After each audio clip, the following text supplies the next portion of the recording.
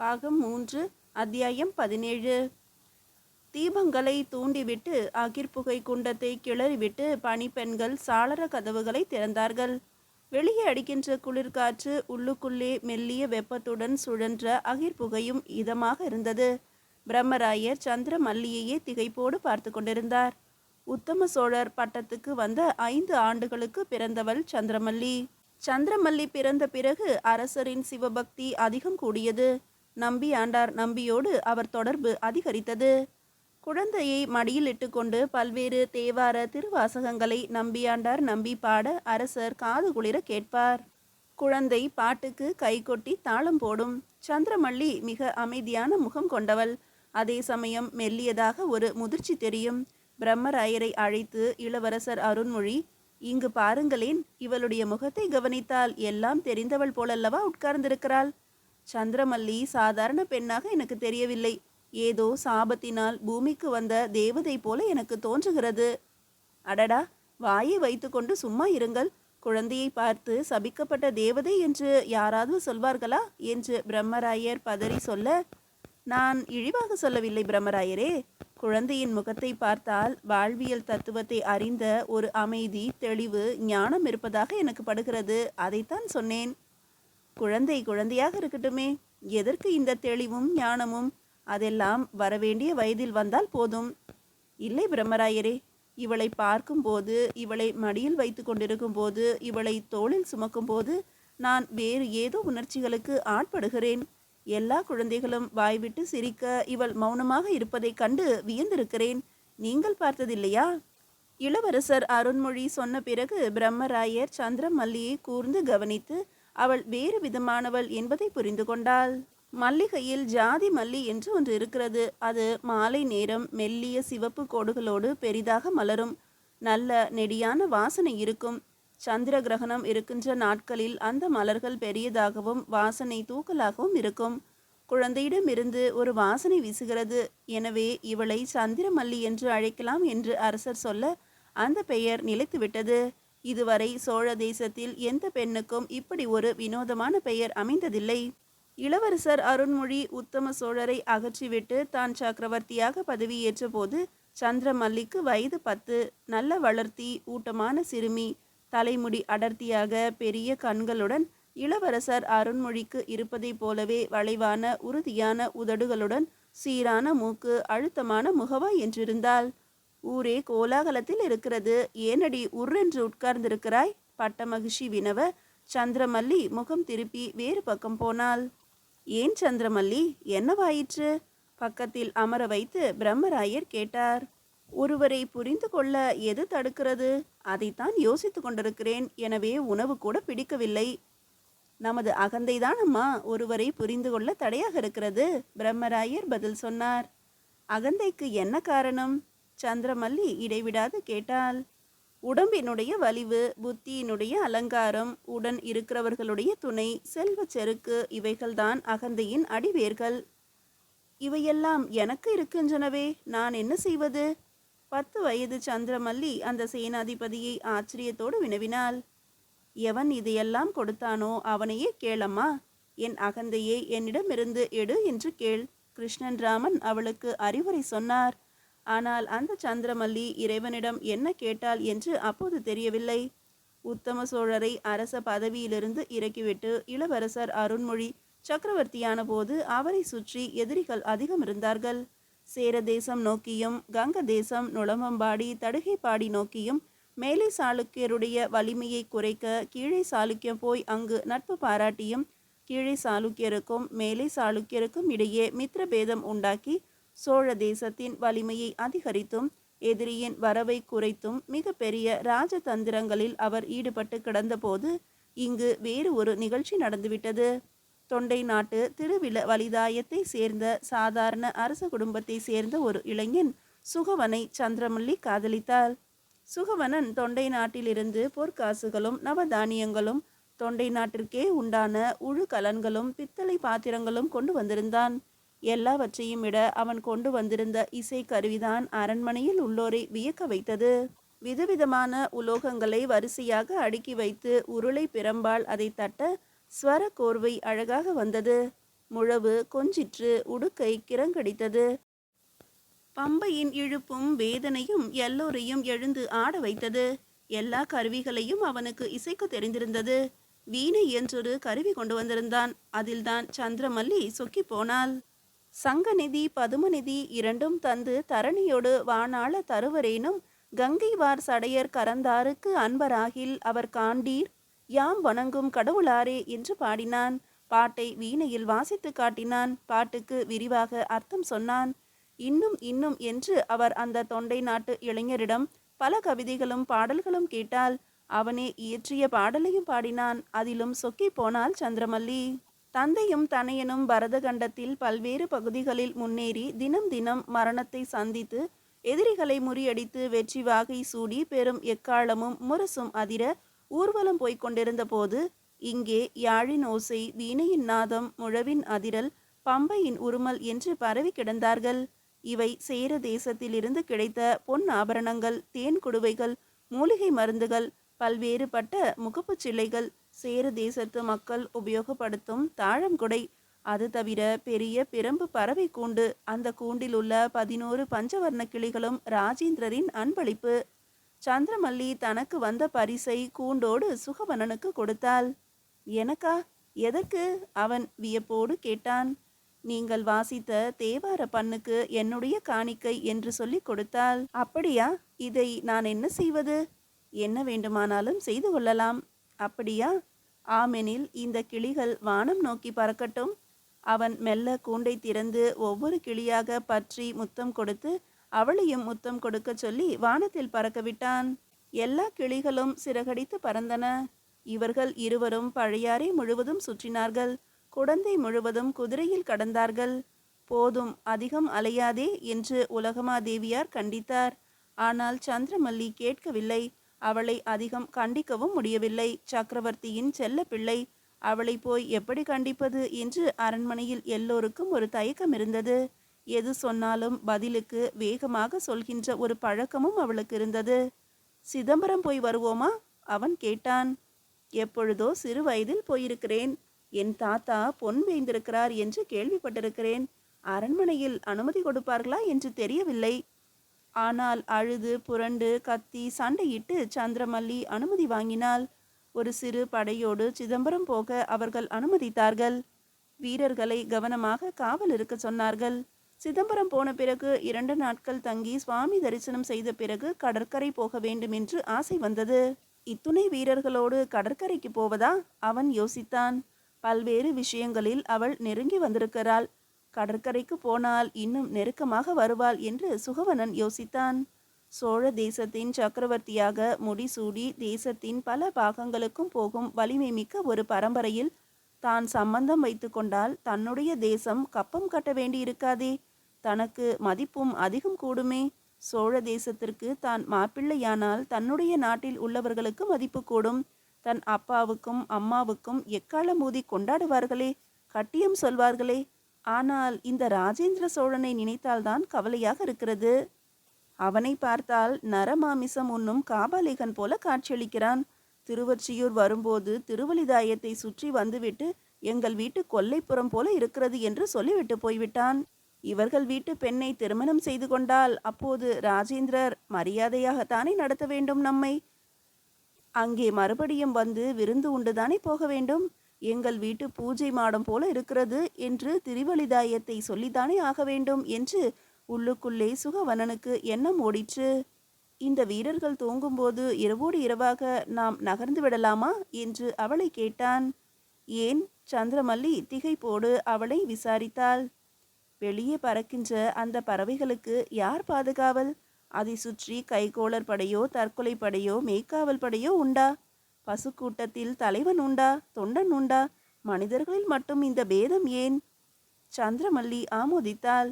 எல்லாம் தெரிந்து கொள்ள வேண்டும் என்ற ஆவல் அரண்மனையில் எவரும் அமர்ந்து பேசாத குறை அவனுக்கு பின்னே விடியலில் குதிரை ஏறி கடற்கரை பக்கம் போனாள். சுகவனன் பின்தொடர்ந்தான். ஆட்டமும் பாட்டமுமாய் அவர்கள் கடற்கரையில் ஆடி குதித்து திரிந்தபோது பரதவர்கள் இனம் கண்டு கொண்டார்கள்.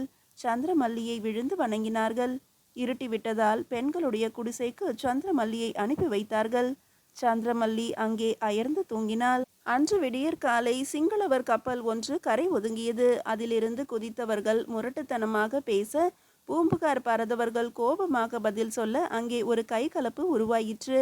அங்கே சந்திரமல்லி போய் தன் அதிகாரத்தை நிலைநாட்ட முயல சிங்களவர்கள் அள்ளி தூக்கி கொண்டு ஓடினார்கள். பூம்புகார் பறந்தவர்கள் பதற கிட்டத்தட்ட படகில் ஏற்றப்படும் நேரத்தில் பெரும் சண்டை நடந்தது. 2 பேர் கடுமையாக வெட்டப்பட்டு ஒருவர் கொல்லப்பட சிங்களவர் படகு பின்னடைந்தது. அதுவரை எங்கோ போயிருந்த சுகவனன் மறுபடியும் வந்தான். பூம்புகார் நகரத்தில் ஒருவர் தேவார பாடல்கள் வைத்திருப்பதாக கேள்விப்பட்டு அவரிடம் போய் சிலவற்றை படியெடுத்து கொண்டிருந்தேன். இப்படி நடக்கும் என்று தெரிந்திருந்தால் இங்கேயே இருந்திருப்பேன் என்று ஏதோ சமாதானம் சொன்னான். பரதவர்கள் ஜாக்கிரதையாக அவர்களை சிதம்பரம் அனுப்ப சிதம்பரத்தில் உள்ள வீரர்கள் சுகவனனை கடிந்து கொண்டார்கள். அவனை சவுக்கால் அடிக்க ஒரு வீரன் முற்பட உரக்க கத்தி சந்திரமல்லி அதை தடுத்தாள். அவளுக்கு பின்னே பாதுகாப்பாக சுகவனன் போய் நின்று கொண்டான். அப்படி அவன் நிற்பது சந்திரமல்லிக்கு பிடித்திருந்தது. அவர்கள் குடந்தைக்கு வந்த அடுத்த 2ஆம் நாள் ராஜேந்திரர் தன் படைகளோடு வந்தார். சேர தேசத்தின் மாடுகளும் ஆடுகளும் அரசு குடும்பத்து நகைகளும் என்று அள்ளி எடுத்து வந்திருந்தார். வந்து இறங்கிய மாலையே சுகவனன் சந்திரமல்லி ஊர் விட்டு ஊர் போனது சொல்லப்பட்டது. ராஜேந்திரர் கடும் கோபமடைந்தார். மனிதர்களை வெட்டி வீழ்த்தி ரணகளம் பலவும் பார்த்து கோபத்தின் திசை மாறாமல் எவரை கண்டாலும் உருமுகிறவராக இருந்தார். தன்னை கண்டு பரதவர்கள் எல்லாம் காலில் விழுந்த செருக்கில் சந்திரமல்லி இருக்க, எதிர்த்தவரை எல்லாம் வெட்டி போட்ட ரௌத்ரத்தில் ராஜேந்திரர் இருக்க, வாக்குவாதங்கள் தடித்து வார்த்தை பிரயோகங்கள் அனைத்தும் குழப்பமாகி ஒருவரையொருவர் கடுமையாக ஏசிக்கொள்ள பழையாறை அரண்மனையே தவித்து போனது. இவன் இருப்பதால் தானே நீ இத்தனை ஆடுகிறாய், இவனை வெட்டி போடுகிறேன் பார் என்று வாள் உருவி சுகவனன் மீது ராஜேந்திரர் பாய அவள் குறுக்கே கை விரித்து நின்று கொண்டாள். என்னை வெட்டி போட்டுவிட்டு பிறகு இவரை தொடு, எதற்கடி வழிமறிக்கிறாய் என்று உலகமகாதேவி பட்டமகிஷி உரத்து கத்த, இவர் என் காதலர் என்று அவளையும் மீறி அவள் உரக்க சொன்னாள். அரண்மனை திகைத்து போனது. பழுவேட்டரையர் ராஜேந்திரரை அணுகி அவர் கையில் இருந்த வாளை அகற்றி அவன் உரையில் இட்டுவிட்டு, இது நீ தீர்மானிக்கக்கூடிய விஷயம் அல்ல, உன் தந்தை வரும் வரை பொறுமையாக இரு என்று சொல்லி கிட்டத்தட்ட சுகவனனை வீட்டுக்காவலில் வைத்திருந்தார்கள். அவன் வீட்டுக்கு ஆள் அனுப்பினார்கள். அவன் ஊர் மொத்தமும் திரண்டு வந்து பழையாறை வாசலில் ஒப்பாரி வைத்தது. இளவரசர் ராஜேந்திரர் காலை பிடித்து அவனை விட்டு விடுங்கள், அறியாத பிள்ளை என்று கெஞ்சியது. ராஜேந்திரர் சோழப்படை வீரர்களை சவுக்கால் அடித்தார். சிதம்பரத்தில் இருந்து அவர்கள் தப்பித்து பூம்புகார் போகும் வரை என்ன குடித்துவிட்டு உருண்டு கொண்டு தூங்கி கொண்டிருந்தீர்களா என்று வினாவினார். சக்கரவர்த்தி 25 நாட்களுக்கு பிறகு பழையாறைக்கு வந்தடைந்தார். வழியிலேயே அவருக்கு விவரம் சொல்லப்பட்டது. பயணத்தை துரிதமாக்கி சீக்கிரமாகவே அரண்மனைக்கு வந்தடைந்தார். இனி என்ன செய்வது? சந்திரமல்லி ஒரு இளவரசனோடு வேறு ஊருக்கு போய் ஒரு இரவு தங்கிவிட்டு வந்திருக்கிறாள். இவளை யாருக்கு திருமணம் முடிப்பது?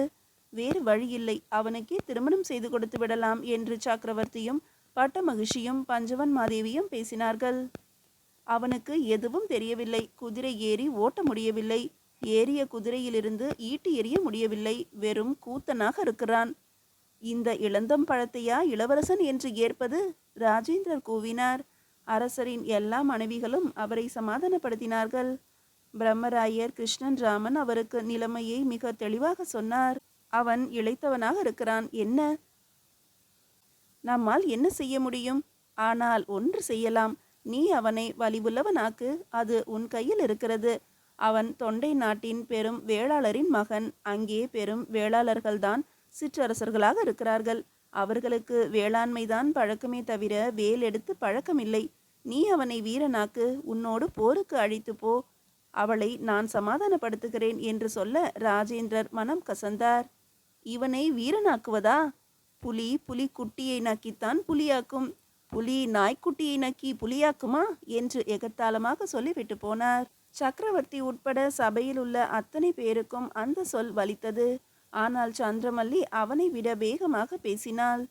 ஆமாம், உலகத்தில் ராஜேந்திரனை தவிர வேறு யாருமே வீரன் இல்லை. அவர் மட்டுமே வீரம் நிறைந்தவர். நீங்கள் எதையெல்லாம் வெற்றி வெற்றி என்று சொல்கிறீர்களோ அதையே அந்த ஊரில் ஒப்பாரி பாட்டாக பாடுகிறார்கள். கொலைகாரா என்று உங்களை கூப்பிடுகிறார்கள். நெல் வயலை காட்டெருமை மிதித்தது போல ஓமானம் சொல்கிறார்கள். ராஜேந்திரர் வீரனா காட்டெருமையா? இரண்டும் தான் என்று சொல்ல பல பேர் சந்திரமல்லி மீது கோபப்பட்டார்கள். போதும் நிறுத்து என்று சந்திரமல்லியை பார்த்து பேசினார்கள். உங்களுக்கு ராஜேந்திரர் என்றால் பயம், ஏன் சக்கரவர்த்திக்கே பயம். ஏதேனும் ஒரு நாள் ராஜேந்திரன் கத்தி சக்கரவர்த்தியின் தொண்டைக்கு வந்துவிடும் என்ற பய உணர்ச்சியில்தான் அவரை ஆதரித்து பேசுகிறீர்கள். சந்திரமல்லி எகத்தாளத்தின் உச்சத்துக்கே போய் கூச்சலாக பேச சக்கரவர்த்திக்கு கோபம் வந்தது. ராஜேந்திரனை கண்டு நான் பயப்படுவேன் என்றோ அல்லது பயமுறுத்த ராஜேந்திரன் முயற்சி செய்வான் என்றோ எவர் நினைத்தாலும் அது பேதமை. பழையாறை படுகையில் நீந்தி குளிப்பது தவிர உனக்கு வேறு தெரியாது. ஒரு கோட்டை வாசலில் இருந்து 2000 அம்புகள் முதல் வரிசையில் இருப்பவர்களை நோக்கி வருகின்ற வேதனை உங்களுக்கு தெரியாது. ஒரு யானையை 200 பேர் அடித்து துன்புறுத்தி இடைவிடாது உங்கள் மீது ஈட்டி பாய்ந்துவிடும் என்கிற அபாயத்தை நீங்கள் ஒரு நாளும் உணர்ந்ததில்லை. சாவின் எல்லைகளை பார்த்தவனின் வாழ்க்கை வேறு, உங்கள் வாழ்க்கை வேறு. ராஜேந்திரனை பற்றி அபிப்பிராயம் சொல்லும் அளவிற்கு உனக்கு எந்த தகுதியும் இல்லை. நீ காதலித்தது தவறு என்பதுதான் என் கட்சியும். காதலித்து விட்டாய் என்பதாலேயே நான் சற்று கீழ் இறங்கி வந்திருக்கிறேன். உனக்கு புருஷனாக வரப்போகிறவனுக்கு ஒரு உபசேனாதிபதி பட்டமாவது தர வேண்டாமா? கைக்கோளர் படையின் தலைவனாக நியமிக்க வேண்டாமா? தொண்டை நாட்டின் ஒரு பகுதிக்கு அரசன் என்ற தகுதியாவது அவனுக்கு தர வேண்டாமா? அதனால்தான் ராஜேந்திரனை ஒரு போருக்கு அழைத்து போ என்று சொன்னேன். நீ காதலித்தவன் போர் தொழிலை கற்க ஆவல் இல்லாமல் இருக்கிறான் என்பதை புரிந்து கொண்டு ராஜேந்திரன் பேசுகிறான். வலித்தால் என்ன செய்வது? உண்மையில் இந்த கோபம் உன் காதலனுக்கல்லவா வரவேண்டும்? எந்த எதிர்ப்பும் இன்றி மௌனமாக ராஜேந்திரரை அனுசரித்து போக வேண்டும் என்று அவனுக்கு எடுத்துச் சொல். அவன் கட்டளைப்படி நடந்தால் வெகு எளிதில் போர் தொழில் கற்கலாம். போர் தொழில் தெரியாதவன் அரசராக முடியாது. அரசனாக இல்லாதவன் உனக்கு கணவனாக முடியாது. சோழ தேசத்து சக்கரவர்த்தியின் மகள் கூத்துக்கு பாட்டு கட்டும் ஒரு ஆளோடு சுற்றி திருமணம் செய்து கொண்டாள் என்ற சொல்லை இந்த குடும்பம் ஏற்க தயாராக இல்லை. சக்கரவர்த்தி அழுத்தமாக பேச சந்திரமல்லி அடங்கினாள். சுகவனன் ராஜேந்திர சோழர் கட்டளையிட்ட பார்வையில் போய் நின்று கொண்டான். அது முரட்டு வீரர்களின் கூட்டம். அந்த படை வெறுங்கை வீரர்கள். ஆயுதம் இல்லாமல் இடுப்பில் கோவணம் கட்டி மேலே துண்டை இறுக்கி உடம்பெல்லாம் எண்ணெய் தடவி கொண்டு கள் குடித்த வெறியோடு படையின் முன்னே போவார்கள்.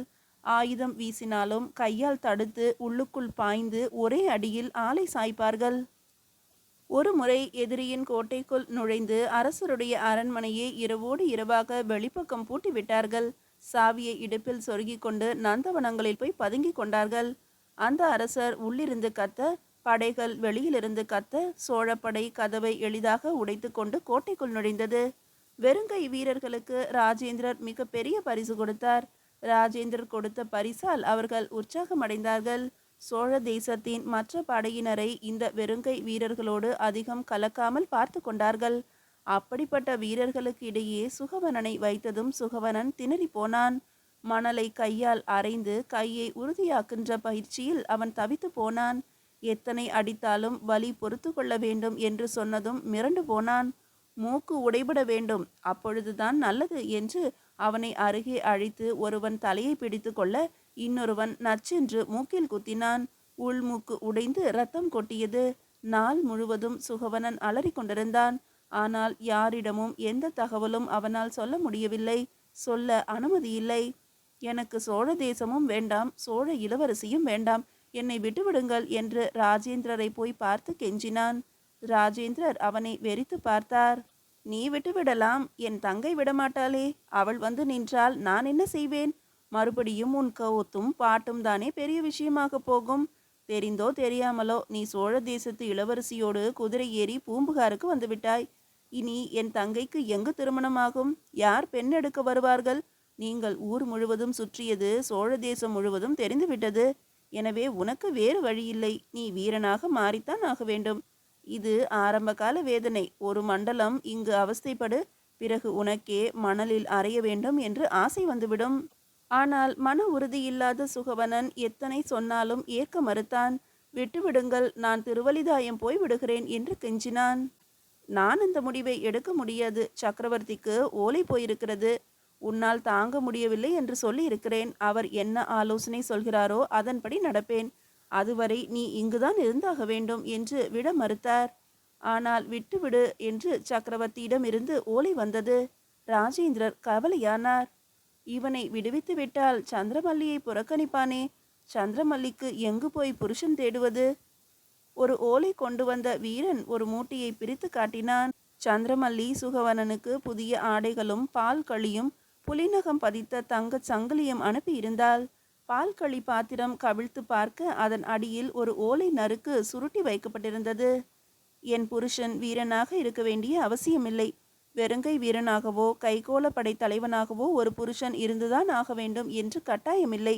நீங்கள் உங்கள் இயல்புப்படி இருந்தால் போதும். என் தந்தையிடம் பேசி உங்களை விடுவிக்க வேண்டும் என்ற வாக்கை நான் வாங்கிவிட்டேன். இந்நேரம் உங்களை விடுவித்திருப்பார்கள். நீங்கள் ஊருக்கு போனதும் எனக்கு ஓலை அனுப்புங்கள், நான் அங்கு வருகிறேன் என்று எழுதியிருந்தார். ராஜேந்திரர் அதை படித்துவிட்டு மனம் கசந்தார். பால் களியை மண்ணில் எறிந்தார். ஓலையை தன் இடுப்பில் சொருகி கொண்டார். துணிகளையும் தங்க சங்கிலியையும் கொண்டு போய் கொடு, அது போதும் என்று வீரனுக்கு உத்தரவிட்டார். அன்று மாலை அவனை விடுவித்து விட்டதாக சொன்னார். ஊருக்கு போக குதிரையும் 5 பொற்காசுகளும் கொடுத்தார். மேல்பாடியிலிருந்து அவன் கிளம்பும்போது வெறுங்கை வீரர்கள் அவனிடம் குடிப்பதற்காக காசு கேட்டார்கள். அவன் இல்லை என்று சொன்னபோது மறித்தார்கள். குருதட்சிணை வைக்காமல் போகிறாயே, நீ ஏதேனும் கற்றுக்கொண்டாய் என்றால் அது நாங்கள் கற்றுக் கொடுத்ததல்லவா என்று சீறினார்கள். நீங்கள் எதுவும் கற்றுக் கொடுக்கவில்லை, நானும் எதுவும் கற்கவில்லை என்று அவன் பதிலுக்கு சீறினான். உனக்கு வித்தை கற்றுக் கொடுக்கிறேன் என்று சொல்லி அடித்து போட்டிருக்க வேண்டுமடா என்று அந்த வீரர்கள் பெரும் கூச்சலாக பேசினார்கள். 2 கழுத்து நரம்புகளை பிடித்து விட்டிருந்தால் மெல்ல மெல்ல உயிர் போயிருக்கும். அப்படி செய்யாமல் விட்டது எங்கள் தப்பு என்று கோபப்பட்டார்கள். அவன் அந்த வீரர்களை அலட்சியம் செய்தான். குதிரை ஏறி திருவலிதாயம் நோக்கி வேகமாக போனான். மீதியை அடுத்த அத்தியாயத்தில் காணலாம்.